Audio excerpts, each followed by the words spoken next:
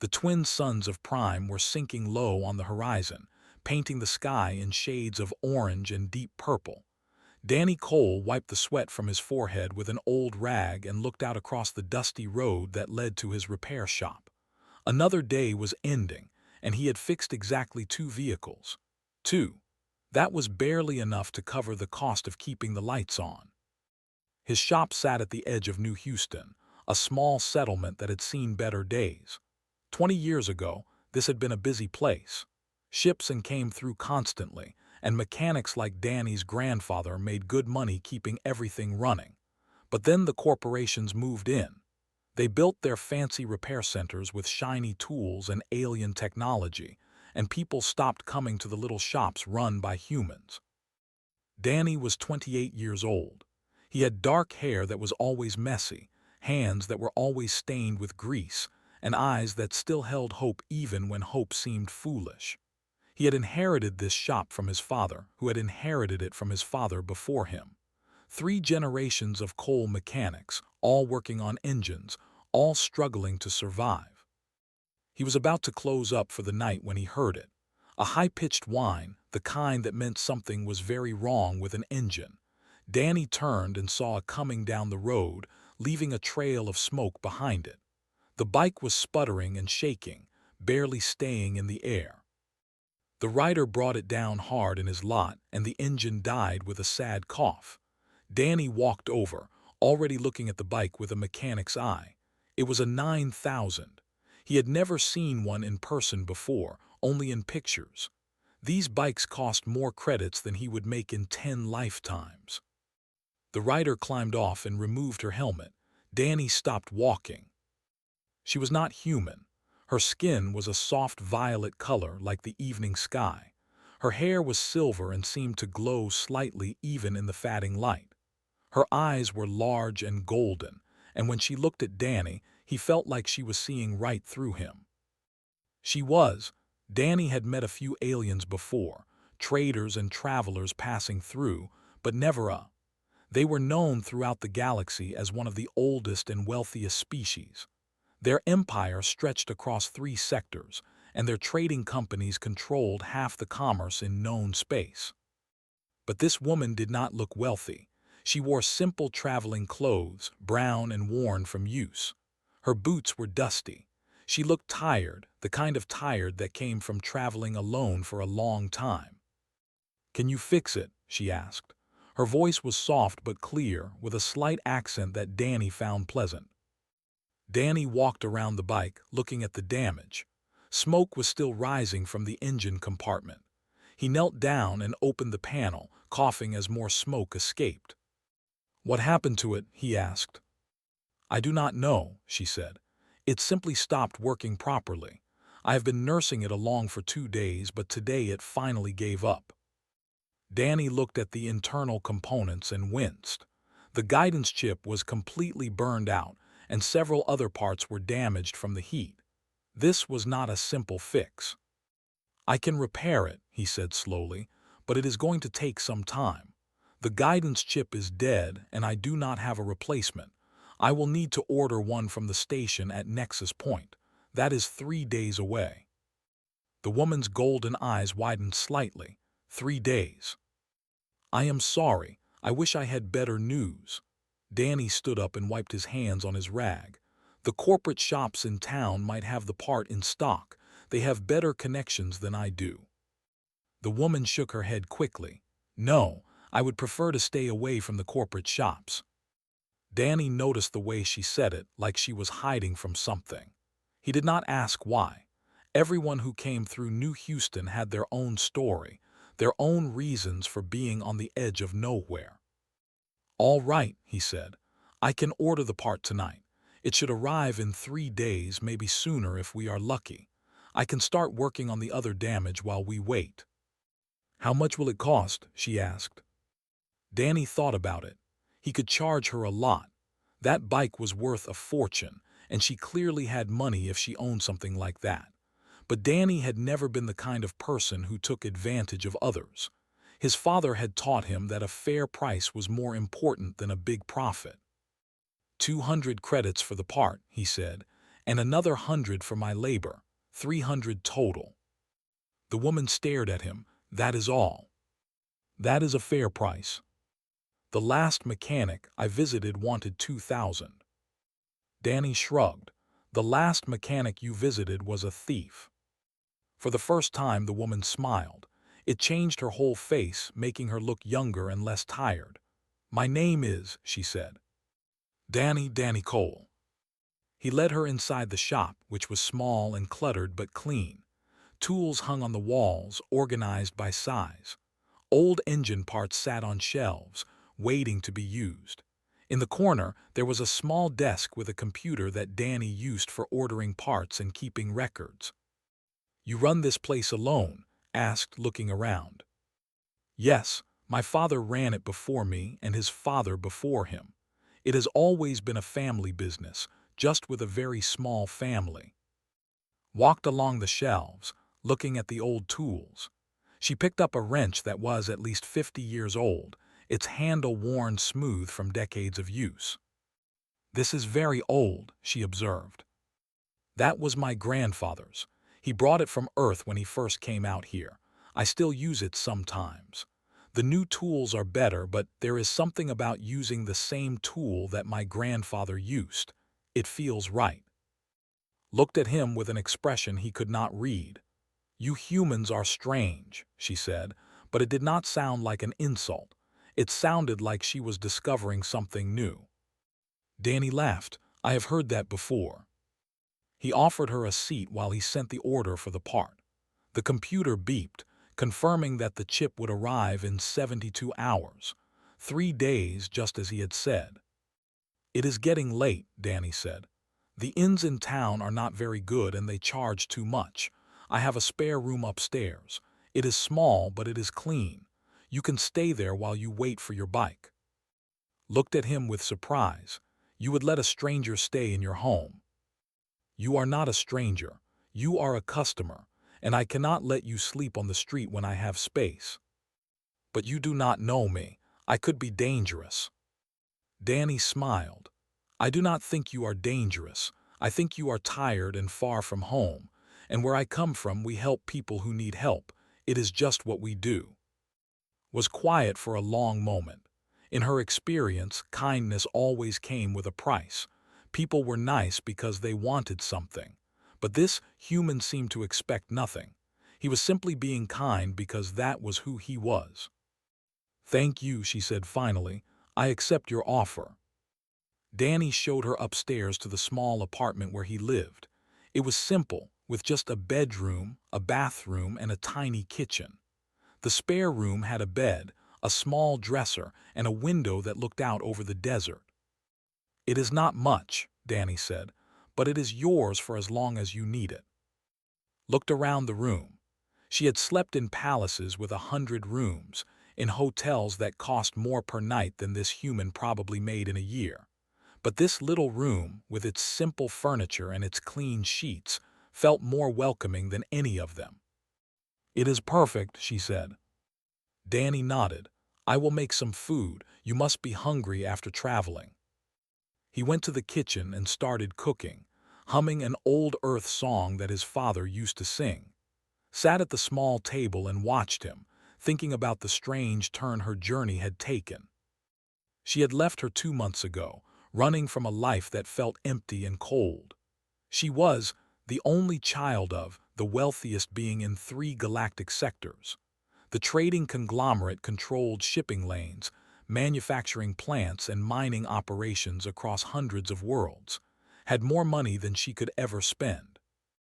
But money had never brought her happiness. Every person she met wanted something from her. Suitors came seeking her fortune. Business partners came seeking her connections. Even her friends were carefully selected by her father's advisors for political advantage. She had never known what it felt like to be seen as simply herself, not as an heiress, not as a prize to be won. So she had taken her bike, disabled the tracking chip her security team had installed, and disappeared into the stars. Now here she was, in a tiny apartment above a failing repair shop, watching a poor human mechanic cook dinner and hum old songs. And for the first time in years, she felt something she had almost forgotten. She felt at peace. Danny placed a simple meal in front of her. It was nothing fancy, just rice and vegetables and some kind of meat from a local animal. But it was warm and filling, and he had made it with care. "I hope you like it," he said. "I am not the best cook, but I try." Took a bite and smiled. "It is wonderful." They ate together as the twin suns finished setting and the stars came out. Danny told her about Earth, a planet he had never visited but had heard stories about all his life.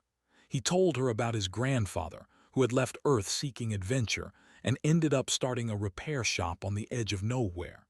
He told her about his father, who had worked himself to death trying to keep the shop running. Listen to every word. This human had so little, but he spoke about his life with warmth and pride. He did not complain about his struggles. He simply accepted them as part of who he was. She wondered what he would think if he knew who she really was. Would he treat her differently? Would that kindness in his eyes turn to hunger? She did not want to find out. Not yet. For now, she just wanted to be a traveler with a broken bike, staying in the home of a kind mechanic. Outside, the stars filled the sky, and somewhere far away, teams of people were searching for her. But tonight, none of that mattered. Tonight, she was just a woman eating dinner with a new friend, and that was enough. The first morning came with bright light through the window and the smell of coffee drifting up from below. Opened her eyes slowly, confused for a moment about where she was. The ceiling was low and made of old metal panels. The bed was small but surprisingly comfortable.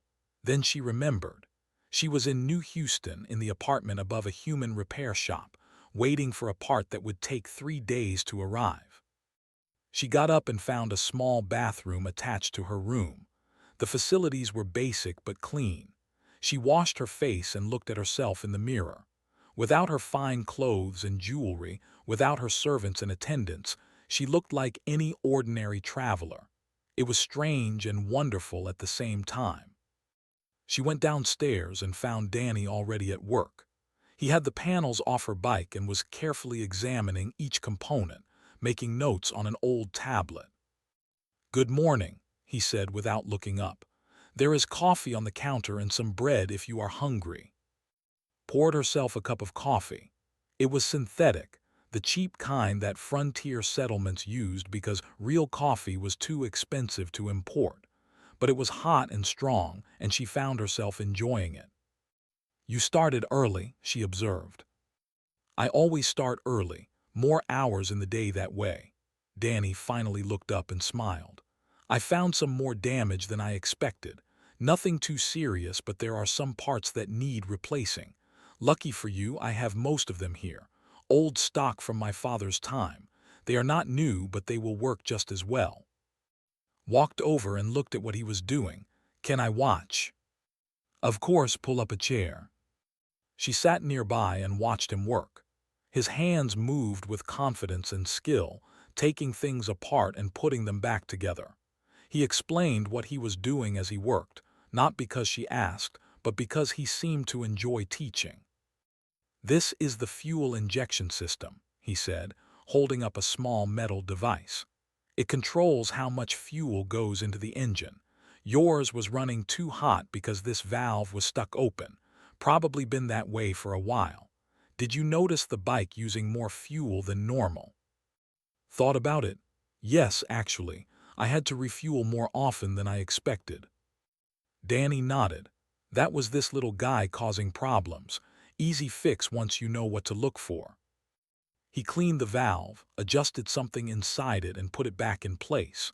Found herself fascinated by the process. In her world, when something broke, you threw it away and bought a new one. The idea of fixing things, of understanding how they worked and making them better, was foreign to her. "Where did you learn all this?" she asked. "My father taught me, and his father taught him. I have been working on engines since I was 6 years old. Started small, just handing tools and cleaning parts.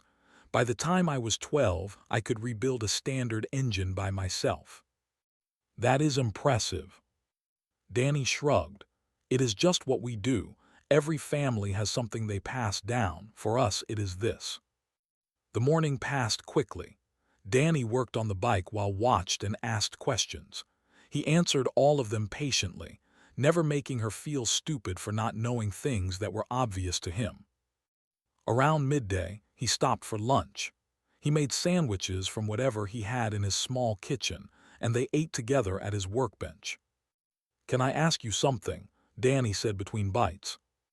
Tense slightly, "Of course." "Where are you heading? After the bike is fixed, I mean. You must have a destination in mind." Relaxed, it was a simple question, not the dangerous kind she had been fearing. "I do not really have one," she admitted. "I have just been traveling, seeing places, meeting people." "That sounds nice. I have always wanted to travel, but this shop keeps me anchored here. Maybe someday when business picks up." "Have you never left New Houston?" "A few times.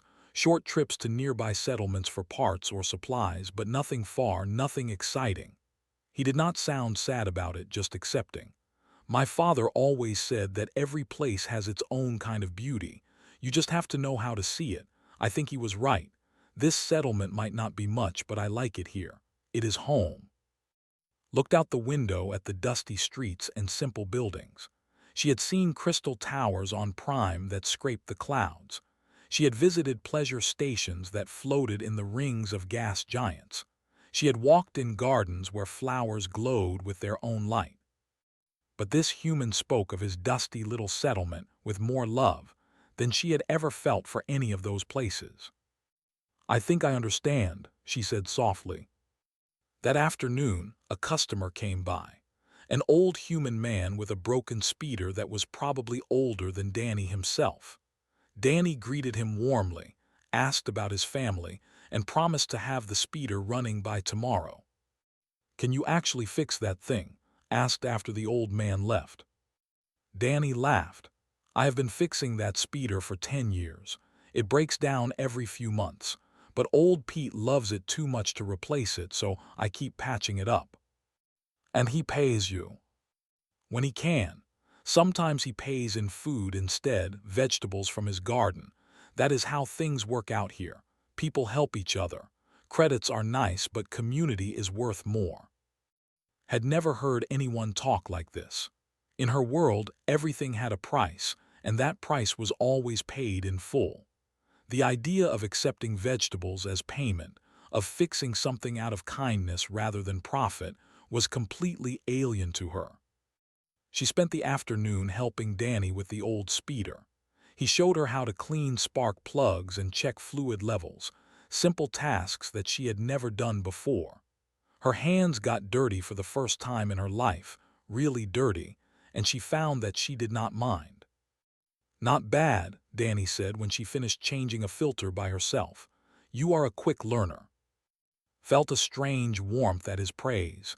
She had been praised before, endless compliments from people who wanted her favor. But this was different. This she had earned. That evening, Danny cooked again. This time helped, following his instructions to chop vegetables and stir pots. The meal was simple, but making it together made it feel special somehow. "Tell me about Earth," said as they ate. "You speak of it like it is a magical place." Danny smiled, a distant look in his eyes. "I have never been there, but my grandfather told me stories. He said it was the most beautiful planet in the galaxy. Blue oceans that covered most of the surface. Green forests that stretched for thousands of miles. Mountains so tall they touched the clouds." Why did he leave? Adventure mostly, and opportunity. Earth was crowded and there was not much room for people like us. Mechanics and workers, I mean. My grandfather wanted to build something of his own, so he came out here to the frontier where things were wild and new. Do you ever wish he had stayed?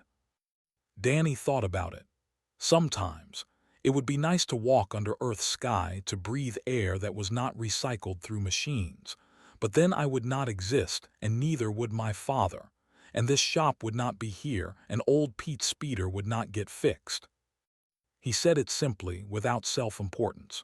To him, his small life had value because it touched other lives, because it made a difference, even in tiny ways. Felt something stir in her chest. She had spent her whole life being told that she mattered because of her wealth and her name, but this human mattered because of his kindness and his work. Which was better? The second day passed much like the first. Danny worked on her bike and the old speeder, helped where she could and learned where she could not. They talked about everything and nothing, sharing stories and laughing at small jokes. By the third day, realized that she did not want to leave. The thought surprised her. She had been running for 2 months, always moving, never stopping. But here, in this tiny shop on the edge of nowhere, she had found something she did not know she was looking for. Peace, belonging, purpose. She found herself looking at Danny differently, not as a simple mechanic but as a man. He was not handsome in the traditional sense. His nose was slightly crooked and there was a small scar above his left eyebrow. But his eyes were warm and his smile was genuine, and there was something about the way he moved, confident and capable, that she found attractive. On the evening of the third day, the part arrived. A small delivery drone dropped it off, and Danny immediately went to work installing it in her bike. "Should be done by morning," he said. "Then you can be on your way." Nodded, but she felt a heaviness in her chest. She did not want to be on her way. She wanted to stay here in this simple life with this simple man. But she also knew that she was living a lie. Danny thought she was a regular traveler, not the wealthiest woman in 3 sectors. He was being kind to her because that was who he was, not because of what she could offer him. If he knew the truth, would that change? She had been hurt too many times by people who changed when they learned who she really was. She could not bear for Danny to change. So she kept her secret and helped him work on the bike, treasuring every moment of these last few hours. Tomorrow, she would have to make a choice. Stay and tell him the truth, or leave and keep running. She did not know which one scared her more. Meanwhile, far across the galaxy, a fleet of ships was getting closer. Her father's security forces had finally picked up her trail. They were 2 days out and closing fast. The peaceful days in New Houston were about to come to an end, and did not even know it. Morning came too quickly. Woke to the sound of Danny working below, the familiar clink of tools that had become strangely comforting over the past few days. She lay in bed for a moment, staring at the ceiling, trying to gather her courage. Today her bike would be fixed. Today she would have to decide. She got up slowly and went downstairs. Danny was bent over making final adjustments. He looked up when he heard her footsteps and smiled, that warm, easy smile that made her heart do strange things. "Perfect timing," he said. "I just finished, want to see." He pressed a button and the bike hummed to life. The engine sounded smooth and strong, better than it had in months. Walked around it, looking at the work he had done. The panels were clean and properly sealed. The parts he had replaced were installed perfectly. "It is beautiful work," she said honestly. Danny wiped his hands on his rag, looking pleased but modest. "She is a good bike, just needed some care. That guidance chip was causing problems for a while, I think. Now she should run smooth for years." Touched the handlebars, feeling the familiar grip. Part of her wanted to climb on and ride away, back to the safety of running and hiding. But a larger part wanted to stay, wanted to tell Danny the truth, wanted to see if what she was feeling was real. Before she could decide, she heard something, a low rumble in the distance, growing louder. Danny heard it too. He walked to the door of his shop and looked up at the sky. "That does not sound like a normal ship," he said. His blood went cold. She knew that sound. She had heard it 1,000 times before at palace events and official ceremonies. It was the sound of military engines. A black cruiser descended through the clouds, sleek and deadly. It landed in the lot outside the shop, kicking up dust and debris. Even before the ramp lowered, knew who would walk out. 3 security officers emerged, dressed in the formal black uniforms of House. Their leader was a tall male with sharp features and cold eyes. Recognized him immediately. His name was Kelvin, and he was the head of her personal security detail. She had known him since childhood. Danny stepped forward, positioning himself between the aliens and his shop. His hand tightened around the wrench he was still holding. He did not know who these people were, but he recognized danger when he saw it. "Can I help you?" he asked, his voice steady but wary. Kelvin ignored him completely. His eyes were fixed on who stood frozen in the doorway. "Lady," he said formally, "your father has sent us to bring you home. Your extended absence has caused great concern." Danny's head turned sharply toward Lady. He did not understand what was happening, but he could see the fear in her eyes, and that was enough. "The lady does not seem to want to go with you," Danny said, stepping more firmly into their path. "Maybe you should leave." Kelvin finally looked at the human, and his expression was one of contempt. "Stand aside, human. This does not concern you." "She is in my shop. That makes it my concern." One of the other officers laughed, a harsh sound. "You would protect her. You do not even know who she is." "I know she is scared. I know she does not want to go with you. That is enough for me." Kelvin's patience was running out. "Move aside, or I will move you myself." Danny did not move. The first blow came fast, a backhand strike that caught Danny across the face and sent him sprawling into the dust. He hit the ground hard, his wrench clattering away. Blood dripped from his split lip. Danny rushed forward, but two of the officers blocked her path. "Restrain her," Kelvin ordered. "We are leaving." Something broke inside at that moment.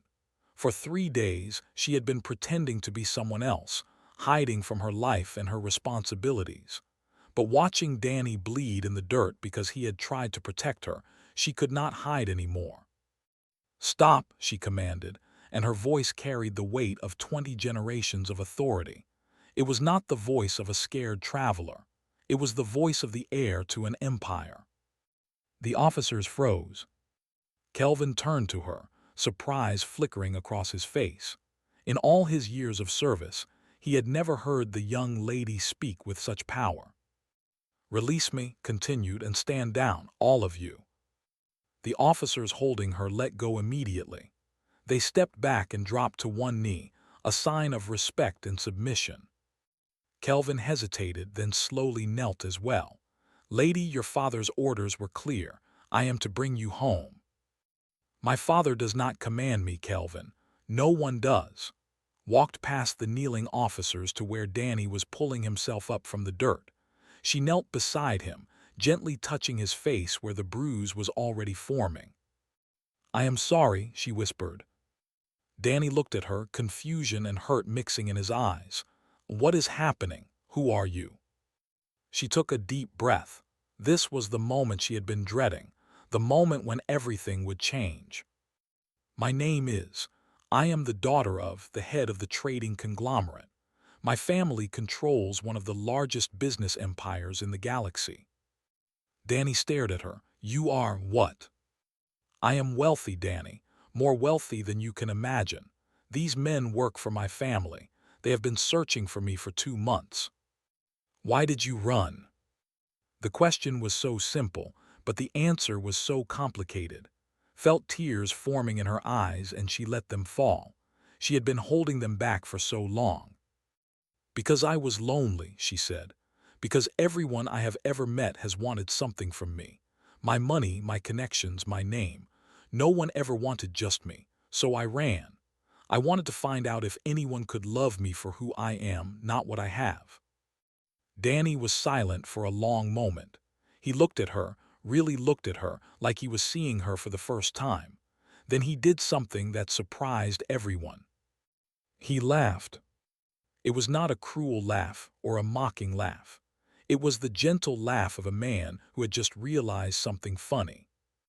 "You mean to tell me," he said slowly, "that you are the richest woman in the galaxy, and you spent 3 days sleeping in my spare room and eating my terrible cooking?"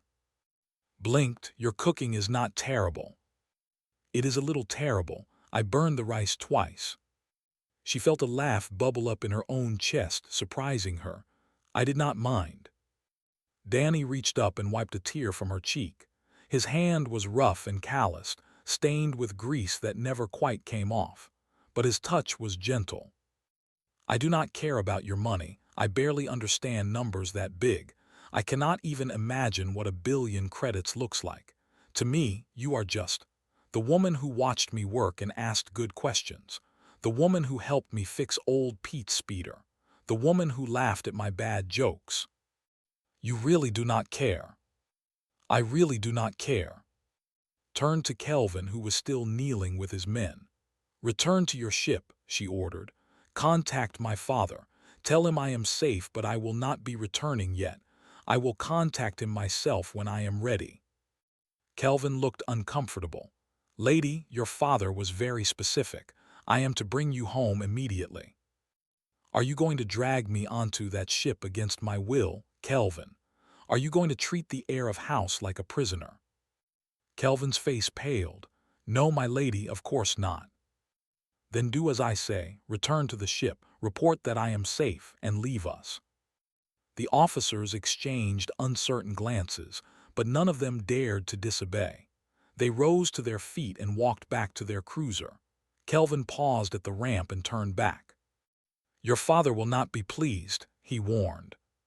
My father will understand, eventually. The cruiser lifted off and disappeared into the sky. Watched it go, feeling a weight lift from her shoulders. She had made her choice. She was staying. She turned back to Danny and found him watching her with an expression she could not read. So he said, "What now?" Now, she said, I would like to tell you the truth, all of it. Who I am, where I came from, why I ran. And then, if you still want me here, I would like to stay. Danny considered this for a moment. Then he walked back to his shop, picked up his fallen wrench, and started toward the old speeder that still needed finishing. Well, he said over his shoulder, the speeder is not going to fix itself. You can talk while I work, and for what it is worth, you are welcome to stay as long as you want. The spare room is yours. Smiled, a real smile, and followed him inside. The twin suns were climbing higher, and somewhere in the settlement, life was continuing as normal. No one knew that the richest woman in the galaxy was sitting in a dusty repair shop, watching a human mechanic work and finally feeling like she had found her place in the universe. The story was not over. Her father would come eventually. There would be questions and complications and difficult conversations, but for now, in this moment, was exactly where she wanted to be. And that was enough. The afternoon stretched long and quiet as told Danny everything. She sat on an old crate while he worked on the speeder, her voice filling the workshop with stories she had never shared with anyone. She told him about her childhood in the crystal towers of Prime, where everything was beautiful and cold. She told him about the endless lessons in politics and business, preparing her to one day take control of the family empire. She told him about the suitors who came in a never-ending parade, young nobles and executives whose eyes always flickered with calculation when they looked at her. There was one, she said quietly. His name was Davin. He was handsome and charming and said all the right things. For a while I thought he might actually love me. We were engaged for 6 months. Danny stopped working and looked at her. What happened? I found out he was only interested in my family's shipping contracts. He had been working with a rival company the whole time. Our marriage would have given them access to our trade routes. Her voice was flat, but Danny could hear the old pain beneath it. My father dealt with him. I do not know what happened exactly, but Davin left our sector and never came back. That is awful. It was not the worst part. The worst part was that no one was surprised. Not my father, not my advisors, not anyone. They all expected it. They all saw me as just another business asset, and they assumed everyone else did too. She looked down at her hands, which were still slightly dirty from helping with the speeder earlier. After that, I stopped believing that anyone could love me for myself. I stopped hopping. Danny set down his tools and walked over to sit beside her. He did not say anything for a moment, just sat there in comfortable silence. I am sorry that happened to you, he said finally. No one deserves to feel like they are just a thing to be used. It is strange. You are the first person who has ever said that to me. Then everyone else was wrong. They sat together as the light changed outside, the twin suns beginning their slow descent toward the horizon. Danny reached out and took her hand, a simple gesture that meant more than any expensive gift she had ever received. "I need to tell you something," he said, "something about myself that I do not usually share." Squeezed his hand. "You can tell me anything." "When I was 12 years old, my father got sick, really sick. The doctors said he needed treatment that we could not afford. There was a corporation, the same one that built that big repair center in town, and they offered to pay for his treatment. All they wanted in return was our shop." "What did you do?" "My father said no. He said this shop was our family's legacy and some things were worth more than money. He said he would rather die than sell our soul." Danny's voice was thick with emotion. "He did die, 6 months later. I was 12 years old and I was alone." "Danny, I am so sorry." "I was angry for a long time. Angry at him for being stubborn, angry at the corporation for being greedy, angry at the whole universe for being unfair. But as I got older, I started to understand what he meant. There are things that cannot be bought or sold. Things like honor and integrity and who you are as a person." He turned to look at her, his eyes meeting hers. "That is why I do not care about your money. I have seen what happens when people put money above everything else. I do not want to be that kind of person, and I do not think you do either." Felt tears streaming down her face again. This human, who had so little, understood something that all the wealthy people in her life had never grasped. There were things more valuable than credits. "I do not want to be that kind of person," she agreed. "I never did. That is why I ran. I was drowning in a world where everything had a price and I could not breathe anymore." "Then stay here," Danny said simply. "Stay and breathe." The next few weeks were the happiest of life. She fell into a routine at the shop, helping Danny with repairs and learning more about engines and mechanics. She discovered that she enjoyed the work, the satisfaction of fixing something broken and making it whole again. Word spread through the settlement that Danny had a helper now, a violet-skinned alien woman who was surprisingly good with tools. Customers came by more often, curious about the strange pair. Danny's business began to improve for the first time in years. Old Pete came by every few days, sometimes with his speeder that needed fixing, sometimes just to chat. He took a liking to and started bringing extra vegetables from his garden for her. "You are good for him," Pete told her one afternoon while Danny was in the back getting parts. "He has been alone too long. It is nice to see him smile again." Smiled back, "He has been good for me too." She contacted her father after the first week. It was a difficult conversation. Was not a man who liked being and had him by running away and then refusing to come home. But she stood firm, explaining that she needed time and space to figure out what she wanted from life. "You are my only heir," her father said, his holographic image flickering slightly. "The future of our entire legacy depends on you." "I know, Father, and I will honor that responsibility. But I need to do it on my own terms. Please, give me time." There was a long silence. Then slowly her father nodded.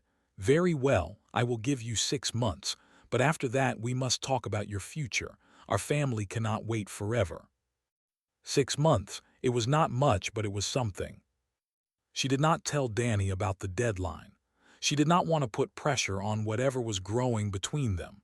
Instead, she focused on the present, on each day as it came. Their relationship changed slowly, naturally. They started taking meals together, talking late into the night about everything and nothing. Danny showed her the constellations visible from New Houston, naming them with the human names his grandfather had taught him.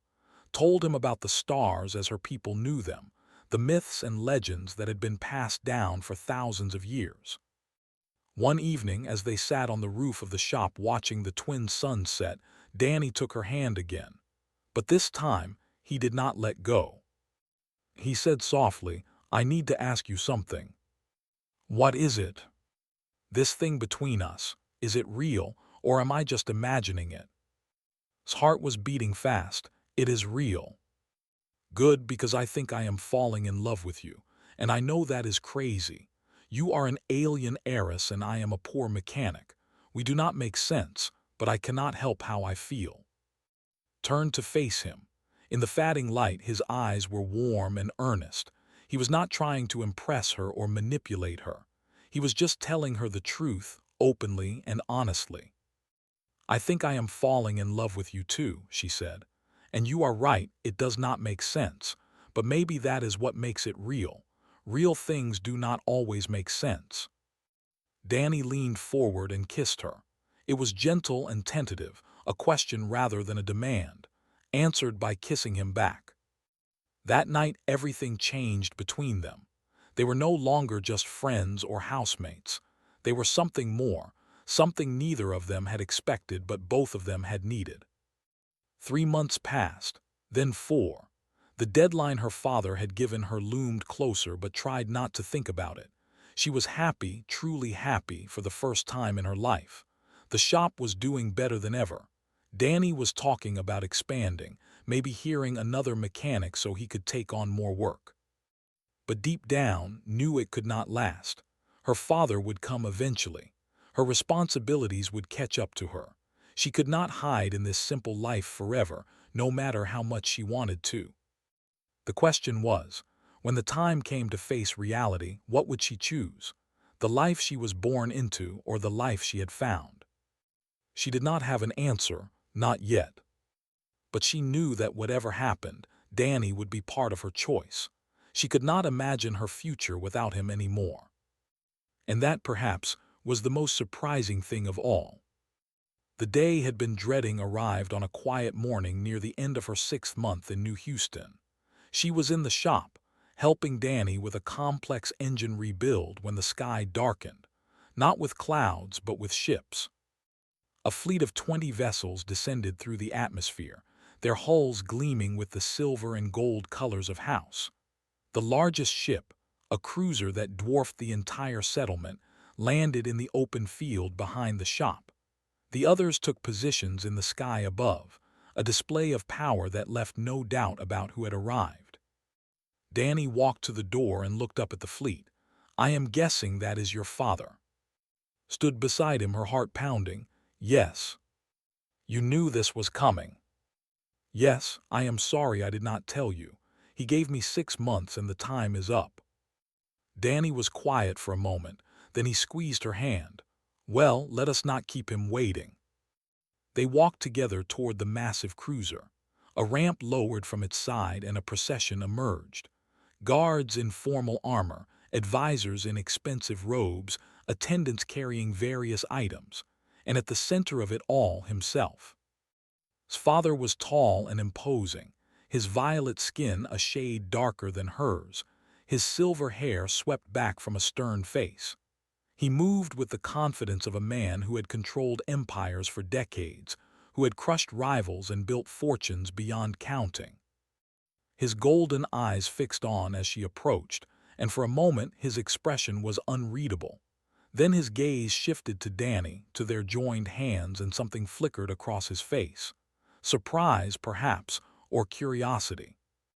He said, his voice deep and formal, "You look well." Father inclined her head respectfully but did not bow. She was his heir, not his servant. "Thank you for honoring our agreement."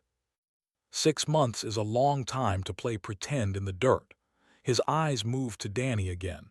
"This is the human. This is Danny Cole. He is a mechanic and he is the man I love." The words fell like stones into silence. The advisors exchanged shocked glances. The guards shifted uncomfortably, simply stared at his daughter. "You love him," he repeated flatly. "Yes." "A poor human mechanic on a backwater settlement. You expect me to believe that in 6 months you have fallen in love with someone who has nothing to offer our family." Danny stepped forward. His clothes were stained with grease, and he stood a full head shorter than the patriarch. But his voice was steady when he spoke. "Sir, I understand that I have nothing to offer by your standards. I have no money, no power, no connections. I am just a mechanic who fixes engines for people who cannot afford the big shops. But your daughter is the best thing that has ever happened to me. She is kind and smart and stronger than anyone I have ever met. If loving her is wrong, then I do not want to be right." Looked at Danny for a long moment. The silence stretched on, heavy with tension. "You would speak to me like that," said quietly. "Do you know who I am? I could destroy you with a word. I could buy this entire settlement and have it torn down. I could make your life a misery beyond anything you can imagine." Danny did not flinch. "You could do all of those things, but it would not change how I feel, and it would not make your daughter happy." Something changed in his expression. The hardness softened just slightly. He turned too. "This is truly what you want. This life, this man, this place." Thought about everything she had experienced in the past 6 months. The simple meals, the hard work, the laughter and tears and quiet moments. She thought about Danny's hands in hers, about the way he looked at her like she was the most precious thing in the universe. "Yes," she said, "this is what I want." Was silent for a long time. Then he did something that shocked everyone present, including herself. He laughed. It was not a cruel laugh or a bitter one. It was the genuine laugh of a man who had just realized something unexpected. "Your mother was the same way," he said, his voice suddenly softer. "Did I ever tell you how I met her? She was not from a noble family. She was a pilot running cargo between settlements. I fell in love with her the moment I saw her, and she told me my money meant nothing to her." His eyes widened. "You never told me that." "I do not speak of her often. It hurts too much," he sighed, looking suddenly older and more tired. "I promised her before she died that I would let you find your own path. I have not done a very good job of keeping that promise. I pushed you towards suitors who saw only your inheritance. I treated you like an asset instead of my daughter." He walked toward Danny and stopped directly in front of him. The human did not back down, meeting this gaze steadily. "You truly love her?" asked. "More than anything. You understand what you would be taking on. The responsibility, the attention, the enemies who will try to use you to hurt her." "I understand, and I do not care. I will face whatever comes as long as I am with her." Nodded slowly. Then he extended his hand, the gesture of respect between equals. "Then welcome to our family, Danny Cole." Danny shook his hand, his face showing the same surprise that felt. This was not how she had expected this conversation to go. Turned back to his daughter. "I cannot give you 6 more months of hiding. You have responsibilities that cannot be ignored forever, but I can offer you a compromise. Come home with me, introduce your human to our world, and we will find a way to blend your two lives together. You do not have to choose between your duty and your happiness." Looked at Danny. He smiled and nodded. "We accept," she said. The wedding took place 3 months later under the twin suns of New Houston. It was not a grand affair by standards, though by settlement standards, it was the most extravagant event in living memory. Had wanted a proper noble ceremony on the but had insisted. This settlement had given her the gift of true love. She wanted to honor it. The entire town turned out to watch. Old Pete stood in the front row, tears streaming down his weathered face. The other mechanics and shopkeepers and farmers who had become friends over the past months all cheered when Danny and exchanged vows. Danny wore his best clothes, which were still humble by any standard. Wore a simple white dress that she had chosen herself, without the help of stylists or advisors. They looked at each other as they promised to love and support each other for the rest of their lives, and everyone watching could see that they meant every word. After the ceremony approached them with an unusual expression on his face. It was pride realized. He was proud of her. "I have a wedding gift," he said. "The shop is yours, of course, but I thought you might want to expand. I am funding the construction of a proper repair center, one that can handle ships as well as Danny will run it if he is willing." Danny's eyes went wide. "Sir, I cannot accept that. It is too much." "It is not charity," said firmly. "It is an investment. My daughter tells me you are the best mechanic she has ever seen. I believe in investing in excellence." He paused. "Besides, I have a feeling my will need a proper place to learn the family trade." Blushed a deep violet, Danny just laughed. The years that followed were not always easy. There were challenges to overcome, prejudices to face, and adjustments to make on both sides. Learn to balance her responsibilities as the heir with her life in New Houston. Danny learned to navigate the complex world of galactic politics without losing himself. But through it all, they had each other. The repair shop grew into a successful business, then a small company, then a proper enterprise. Danny trained young mechanics from across the sector, teaching them the same values his father and grandfather had taught him: fair prices, honest work, helping those in need. Used her influence to support other struggling settlements, channeling resources to communities that had been forgotten by the larger powers. She became known not just as the heir, but as an advocate for the working people of the frontier.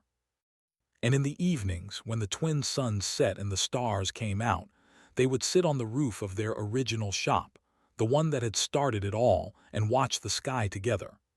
Two people from different worlds, different species, different backgrounds, who had found something rare and precious. True love, not the kind that comes from status or wealth, but the kind that comes from seeing another person's soul and choosing to stay anyway. The galaxy was vast and full of wonders, but for Danny and the greatest wonder was the simple miracle of finding each other. And in the end, that was the whole story.